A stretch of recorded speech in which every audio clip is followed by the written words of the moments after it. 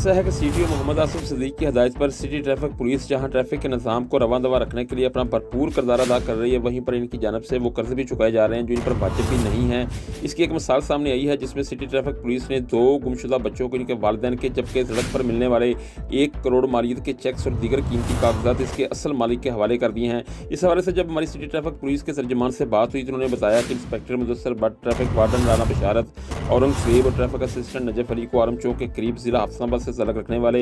2 गुमशुदा बच्चे मिले थे जिनको अंत तक मेहनत और कोशिश के बाद इनके वालिदैन के हवाले कर दिया गया है, जबकि ट्रैफिक वार्डन गुलाम रसूल और ट्रैफिक असिस्टेंट मुगीस को सड़क पर तकरीबन 1 करोड़ मालियत के चेक्स और जरूरी कागजात मिले थे। इन चेक्स और कागजात को भी इनके असल मालिक को तलाश करके इसके हवाले कर दिया है, जिसके बाद गुमशुदा बच्चे मिलने पर इनके वालिदैन और चेक्स व जरूरी कागजात मिलने पर इसके मालिक ने सिटी ट्रैफिक पुलिस से इज़हार तशक्कुर किया है, जबकि दूसरी जानब शहर के अवामी समाजी हलकों ने सिटी ट्रैफिक पुलिस की शानदार कारकर्दगी को सराहते हुए इनको भरपूर खराज तहसीन पेश किया है। जी।